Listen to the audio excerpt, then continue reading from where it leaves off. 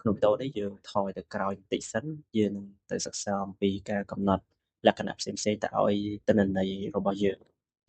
ដែលយើងកំណត់វានៅកន្លែង format number ឬក៏យើងហៅថា format cell ចឹងដើម្បីកំណត់វាបានគ្នាយើងអាចចុចនៅកន្លែងនេះក៏បាន general នេះកន្លែង tray ហ្នឹងណាចេះឬក៏គ្នាយើងអាចចុចនៅកន្លែងនេះក៏បានដែរណាគឺដូចតែគ្នាទេណាគឺតែមួយឯងឬក៏អ្នកទាំងអស់នេះអាចឧទាហរណ៍បើយើងចង់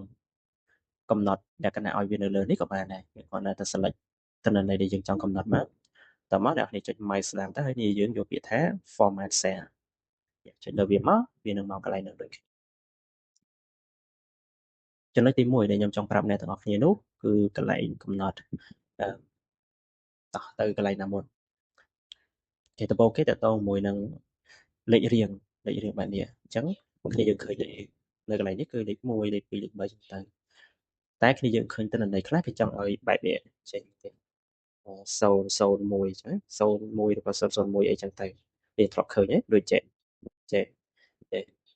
តែពេលដែលគ្នាយើងសរសេរចូលធម្មតាពេលដែលយើងសរសេរចូលអញ្ចឹងហើយពេលយើងចេញមកវាអត់មានទេអញ្ចឹងកន្លែងហ្នឹងយើងត្រូវកំណត់ចេះអញ្ចឹងដើម្បីកំណត់បានគឺអ្នកគ្នាអាច select លើវាទាំងអស់ទៅតែន័យយើងមានប៉ុន្មានយើង select ប៉ុណ្្នឹងទៅឬដំបូងយើងគ្រាន់តែ select លើអាហ្នឹងតែមួយក៏បានដែរអីទេបន្ទាប់មកអ្នកទាំងអស់គ្នាអាច mouse ស្ដាំក៏បានចុចកន្លែងនេះក៏បានដែរនេះហើយយើងចូលកន្លែងពាក្យ more format នេះមកហើយយើងយកកន្លែងពាក្យថា custom ហើយបន្តមកទៀតអ្នកទាំងអស់គ្នាចុចតែកន្លែង general នេះគឺគេយើងចុចលើវាមួយមកបាទចុចលើវាមួយទៅហើយគ្នាយើងដាក់មកឥឡូវយើងចង់បាន0ពីមុខហ្នឹងប្រហែលបើសិនជាមួយអ្នកគ្នាត្រូវដាក់01អញ្ចឹងទៅហើយអ្នកគ្នាថែមទ្រង់ជ្រូកមួយហើយយើងថែមទ្រង់ជ្រូកមួយមកអញ្ចឹងមកជិះវាបាន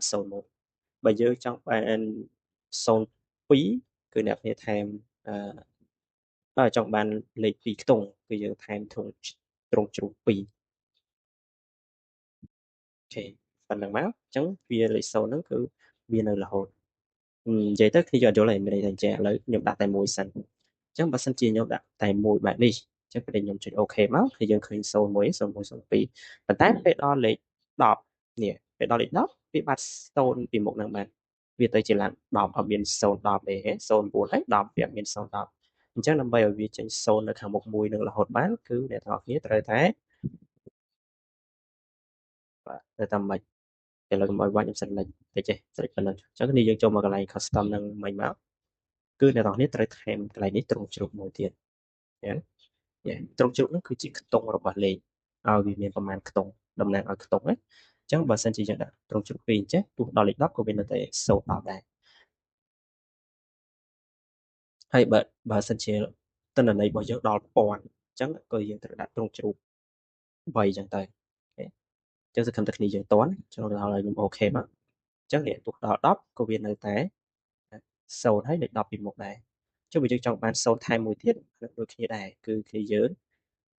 ត្រូវថែមលេខ0ពីលើ1ទៀតទៅបញ្ហាទេកន្លែងហ្នឹងកន្លែងនេះគឺយើងថែម0ពីមុខនឹងមួយទៀតទៅចឹងយើងបាន00នេះចឹងបាន001យ៉ាងនេះ001 002 003យ៉ាងទៅណា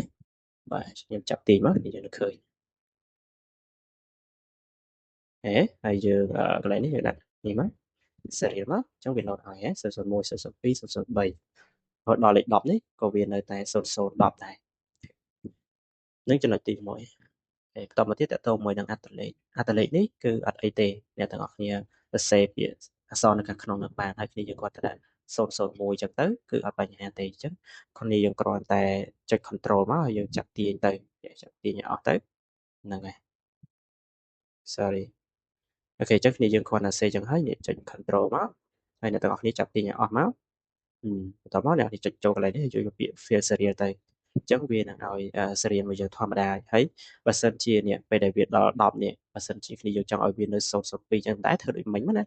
បាទដាក់ទ្រង់ជ្រូកពីមុខវាអីទៀតអញ្ចឹងទៅអែមអញ្ចឹងទៅណាយ៉ា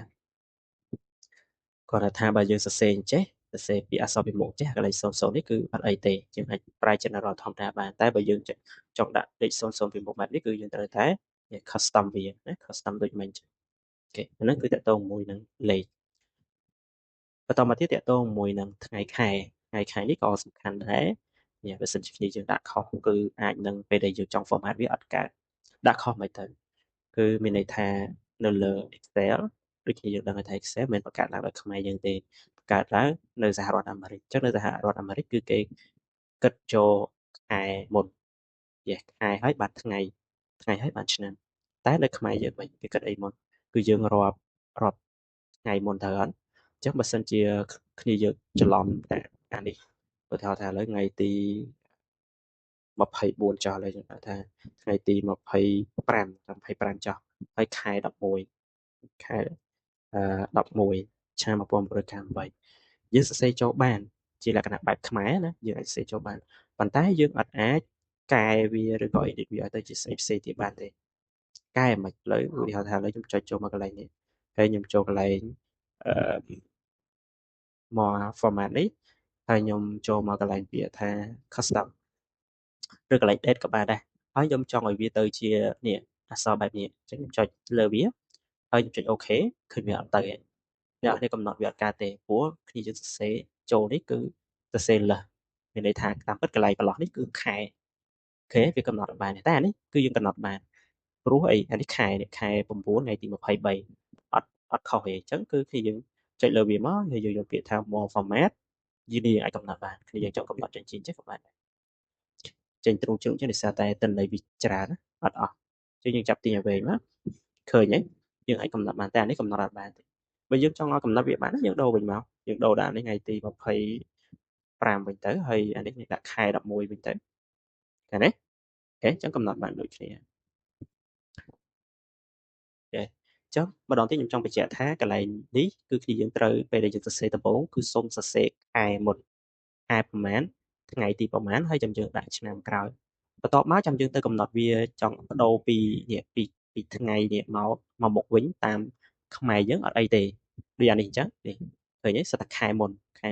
9ខែ12ខែ4ខែ5អញ្ចឹងទៅអញ្ចឹងខ្ញុំចង់សេរីខែហ្នឹងឲ្យមកក្រោយវិញសេរីថ្ងៃនេះឲ្យមកមុខវិញអញ្ចឹងគឺយើងត្រូវ select លើវាទាំងអស់ select លើវាទាំងអស់ទៅបន្ទាប់មកគឺយើងចូលមកកន្លែង yes មកស្នាមក៏បានដែរបាទមកស្នាមមកយកពាក្យ more format cell ទៅយើងចូលមកកន្លែងនេះ stop បាទកន្លែង date ហ្នឹងក៏បានដែរ date យើងចង់យកទម្រង់មួយណាអញ្ចឹងណាឬយើងចូលមកកន្លែង custom មកហើយយើងមើលកន្លែងនេះបាទតើយើងចង់អីមុនបើយើងចង់ថ្ងៃមុននេះ day តំណាងឲ្យថ្ងៃ day តំណាងឲ្យថ្ងៃហើយអំនេះតំណាងឲ្យខែហើយ year នេះតំណាងឲ្យឆ្នាំអញ្ចឹងបើយើងយកហ្នឹងគឺវាចេញបែបនេះគឺយើងអាចមើលកន្លែង simple បានចុះបើយើងយកចេះវាចេញថាថ្ងៃហើយនឹងខែទេណាអានេះចេញខែឆ្នាំអីចឹងណាតោះអញ្ចឹងយើងចូលអានេះមួយទៅហើយឥឡូវយើងចង់បានបាច់គឺអ្នកនេះអាចបន្ថែមបានឥឡូវថ្ងៃខ្ញុំចង់បានលេខអញ្ចឹងហើយគឺយើងយកទៅ M1 អញ្ចឹងទៅsorry M យើងដូរសិនមកយើងដូរយើងដាក់តេនេះតេតបមកកន្លែងនេះយើងដូរដាក់ M វិញយើងដូរមកដូរកន្លែងហ្នឹងណាយ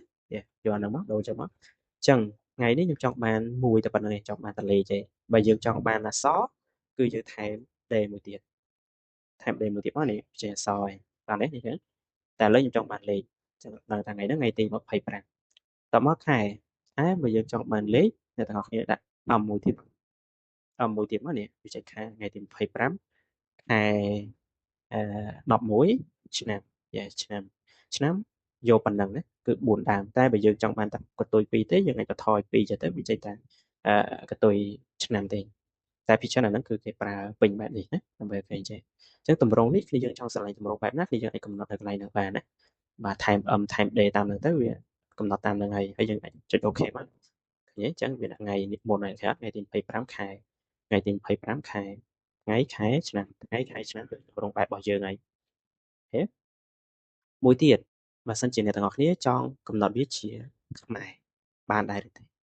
កំណត់ជាខ្មែរក៏បានដែរគឺអ្នកទាំងអស់គ្នាចូលមកកន្លែងហ្នឹងមកហើយយើងចូលមកកន្លែង date នេះកន្លែង date នេះហើយយើងមើលកន្លែងនេះ location នេះបាទឃើញ location វាជាអីគេជាអង់គ្លេសអត់ជាផ្នែកខាងអាមេរិកអញ្ចឹងយើងដូរមកជាផ្នែកខ្មែរយើងមករកអក្សរខ្មែរមាននៅក្នុងហ្នឹងអញ្ចឹងយើង select ម្ដងតិចមករកអក្សរខ្មែរគឺអក្សរ K អញ្ចឹងយើង select ដល់អក្សរ K មកនេះយើងឃើញនេះខ្មែរអញ្ចឹងចុចលើវាមកអញ្ចឹងមាននេះបើយើងចង់បានទម្រង់បែបខ្មែរណាថ្ងៃខែឆ្នាំអញ្ចឹងយើងចុច OK ទៅ ឃើញអត់យ៉ាហ្នឹងគឺរបៀបដាក់ថ្ងៃខែឆ្នាំជីខ្មែរអញ្ចឹងថ្ងៃខែយើងប៉ុណ្ណឹងចុះបន្តមកទៀតយើងចូលមកកន្លែងអឺលេខវិញម្ដងគេហៅថាលេខនេះ20ខ្ញុំចង់វាទៅជារូបិយប័ណ្ណទៅជាលេខចេញរូបសញ្ញាដុល្លារចេញសញ្ញាខ្មែរអីហ្នឹងទៅទីមួយអ្នកទាំងអស់គ្នាអាចចុចលើនឹងកន្លែង number នេះចុចកន្លែងដុល្លារនេះក៏បានទីមួយក៏មួយទៀតគឺយើងអាចចូលមកកន្លែងនេះមកហើយយើងឃើញមានពីរប្រភេទទីមួយប្រភេទ currency ហើយប្រភេទនឹង accounting ហើយមួយទៀតជាប្រភេទ number នេះវាអត់ខុសអីពីលេខធម្មតាចេះទេមានន័យថាយើងចង់កំណត់វា sorry លេខនេះមានន័យថាចេះលេខនេះវាអត់មានខុសអីពី general ទេណាយើងចូល general ក៏បានយើងចូល number ក៏បានដែរគាត់ថា number វាមានកន្ទុយចុចក្រោយនេះអញ្ចឹងបើយើងចង់ដោះវាចេញយើងអាចចុចកន្លែងនេះក៏បានដែរនេះចុចកន្លែងនេះទៅហើយបាត់ទៅវិញហើយយើងចង់ឲ្យវាមានយើងចុចទៅកន្លែងហ្នឹងយើងស្រេចលើយើងទេមិនក៏បានដែរគាត់ថាវាអត់ខុសគ្នាទេអញ្ចឹងណាហើយអ្វីដែលសំខាន់គឺនៅកន្លែងនេះcurrency នេះមានន័យថាយើងចង់ដាក់ຂະຫນາດវាជារូបិយប័ណ្ណណាជាដុល្លារចុះបើយើងយកនេះជាដុល្លារណាជាដុល្លារអូខេមួយទៀត accounting ហ្នឹងក៏ជាដុល្លារដែរគាត់ថាអានេះវានៅឆ្ងាយចេះហ្នឹងហើយអញ្ចឹងយើងចង់បានតម្រូវឆ្ងាយយើងយកអានេះទៅចង់បានជាប់យើងយកអានេះទៅតោះនេះអញ្ចឹងបាទអូខេហើយ date នេះគ្នាយើងដឹងហើយមិញយើងចង់បាន short យើងយកអាលើនោះទៅចង់បានវិញយកអានេះទៅបន្ត date យ៉ាចឹងអានេះអត់អស់ចឹងខ្ញុំ select អស់ទៅវាមិនចេញទាំងអស់ខ្ញុំយកនេះចុះអូខេខ្ញុំដាក់ដុល្លារមួយទៀតខ្មែរយើងដាក់ខ្មែរបានអត់បានអត់ទេយើងចូលមកកន្លែង more format មកហើយចូលកន្លែង currency នេះកន្លែង symbol នេះចុចលើវាទៅបាទតែរកខ្មែរអញ្ចឹងទៅចុះមានគ្រប់ប្រទេសណាក្នុងនេះមានគ្រប់ប្រទេសចង់បាតចង់រៀលចង់អោនចង់ដុល្លារចង់រូបប្រទេសណាមានទាំងអស់ចឹងអូខេខ្មែរយើងនេះខ្មែររូបិយប័ណ្ណខ្មែរអូខេមកចុះវាចេញជាខ្មែរតមកទៀតខ្ញុំចង់ប្រាប់មួយចំណុចទៀតគឺរបៀបដាក់ຂະຫນາດណារបៀបដាក់ຂະຫນາດតែមុននឹងដាក់ຂະຫນາດខ្ញុំឧទាហរណ៍គ្នាយើងមើលមួយសិនអញ្ចឹងឧទាហរណ៍ឥឡូវខ្ញុំចង់គណនាអញ្ចឹងខ្ញុំស្មើឧទាហរណ៍ថាមួយថ្ងៃពុកmanager គាត់រកបានមួយថ្ងៃ$20អញ្ចឹងបើគាត់ធ្វើការ22ថ្ងៃបានប៉ុន្មានជួយធ្វើមិនយើងមិនត្រូវកត់មែនអត់ព្រោះមួយថ្ងៃគាត់រកបាន$20ចុះបើគាត់22ថ្ងៃគាត់បានប៉ុន្មានជួយយើងយក22នេះមកហើយគុណជាមួយនឹង$20មកជួយយើងនឹងឃើញប្រាក់ខែសរុបរបស់គាត់ហើយអញ្ចឹង22ថ្ងៃនេះគាត់រកបាន$440អញ្ចឹងណាហើយផ្សេងទៀតគ្នាយើងចាប់ទាញដូចគ្នាធ្លាប់ធ្វើលើកមុនអញ្ចឹងឯងអូខេយ៉ាអ្វីដែលខ្ញុំចង់ឲ្យគ្នាយើងដឹងនោះគឺបែបនេះគ្នាយើងឃើញនេះខ្ញុំសរសេរពាក្យថ្ងៃចូលនេះប៉ុន្តែខ្ញុំអាចគណនាបានតែលក្ខណៈទូទៅអត់ទេនៅលើ Excel គ្នាយើងអាចសរសេរចូលបានទេបើមិនជឿទេឥឡូវខ្ញុំចុចឲ្យគ្នាយើងមើលគឺគ្នាយើងឃើញអត់ឃើញថ្ងៃទេបាទតែគ្នាយើងឃើញចេះច្រឡំថាគេសរសេរចូលគេអត់សរសេរចូលទេអានេះគឺគេប្រើ format ណាគេអត់សរសេរចូលទេអញ្ចឹងតាក់ទងមួយຂະຫນាតមានច្រើនណាស់ហើយនៅលើ Excel គេប្រើច្រើនមែនទែនຂະຫນាតហ្នឹងខະຫນាតថ្ងៃຂະຫນាតម៉ោងຂະຫນាតខែឬក៏អីវ៉ាន់ផ្សេងគេប្រើຂະຫນាតទឹកសុទ្ធប៉ុន្មានកេសទឹកសុទ្ធប៉ុន្មានយួរទឹកត្រីប៉ុន្មានយួរលុយប៉ុន្មានរៀលអីចឹងទៅណាຂະຫນាតរៀលយកចង់សរសេរពាក្យຂະຫນាតចូលអញ្ចឹងយើងអាចសរសេរចូលឆាយចេះបានទេយើងអាចសរសេរពាក្យថាថ្ងៃអាចសរសេរអក្សរចូលបានទេឥឡូវយើងសរសេរពាក្យថាថ្ងៃអត់អាចសរសេរចូលអញ្ចឹងបានទេណាតែច្រឡំសរសេរចូលអញ្ចឹងគឺវា error ហើយតែយើងសរសេរអក្សរចូលគឺយើងអាចគណនាបានទេណាអានេះគឺគេអត់សរសេរចូលទេនេះយើងអាចមើលនៅកន្លែងនេះ format នេះក៏បានដែរគ្នាយើងឃើញលេខ28ហ៎អានេះគឺយើងឃើញ28ថ្ងៃតែអានេះឃើញ28គាត់ដល់គ្នាយើងក៏លេខឃើញចឹងដល់ថាអូកន្លែងនេះតាមពិតគេអត់សរសេរចូលទេគឺគេប្រើ format ដូចអានេះចឹងឃើញអត់បើសិនជាគ្នាយើងឃើញ22ហើយថែមថ្ងៃចេះក៏ដល់ថាអូអានេះតាមពិតគេសរសេរចូលអញ្ចឹងត្រូវលុបវាចោលណាយើងអត់ធ្វើវិធីនោះទេអូខេអញ្ចឹងដើម្បីគណនាវាដើម្បីធ្វើវាគឺគ្នាយើង select ទាំងអស់ទៅបាទ select ទាំងអស់ហើយពេលដែលយើងចង់ដាក់ຂະຫນាតគឺគ្នាយើងចុចកន្លែងហើយយើងចូលកន្លែងពាក្យថា more number format នេះកន្លែងនេះសំខាន់ណាអញ្ចឹងដើម្បីដាក់បានគឺគ្នាយើងចូលមកកន្លែងពាក្យថា custom បាទហើយទីយើងដំបូងគេបំផុត វាមិនមែនចេញស្រាប់ចឹងទេវាចេញបែបនេះ general ចេះអញ្ចឹងយើងចុចកន្លែងលេខ0នេះមួយមកបន្ទាប់មក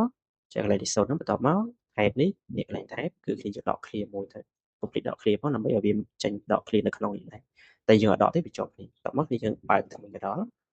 បាទយើងបើកថ្មីកណ្ដុរហើយយើងសរសេរនៅក្នុងថ្មីកណ្ដុរសរសេរនៅក្នុងថ្មីកណ្ដុរចន្លោះគ្នាថ្មីកណ្ដុរហ្នឹងសរសេរអីក៏បានដែរណាបាទសរសេរអីក៏វាអត់ប៉ះពាល់ទៀតដែរអញ្ចឹងមិនយើងចង់ដាក់ថ្ងៃមែនទេបាទយើងដាក់ថ្ងៃហ្នឹងបាទអញ្ចឹងຂະຫນាត់អីយើងដាក់ຂະຫນាត់ហ្នឹងទៅហើយយើងចង់ដាក់ពីមុខក៏បានដាក់ពីក្រោយក៏បានដែរអាហ្នឹងអត់អីទេអូខេតែប៉ុណ្្នឹងទៅរួចរាល់ហើយនេះឲ្យវាចេញចូលយើងឃើញ simple ថាពេលដែលចេញវាចេញបែបហ្នឹងតែបើយើងចង់យកវាដាក់មកមុខក៏បានដែរនេះដាក់មកមុខមកឃើញទេចឹងវាចេញថ្ងៃ22យើងវិញអញ្ចឹងណាវាមាន sample ឲ្យយើងឃើញបាទឥឡូវខ្ញុំយកវាដាក់មកក្រោយវិញនេះប៉ុណ្ណឹងមកហើយយើងអូខេទៅចឹងវានឹង load ថ្ងៃចឹងយើងឲ្យຂະຫນាត់អញ្ចឹងពេលដែលយើងចង់គណនាទៅគឺវាលេង error ទៀតហើយចាអញ្ចឹង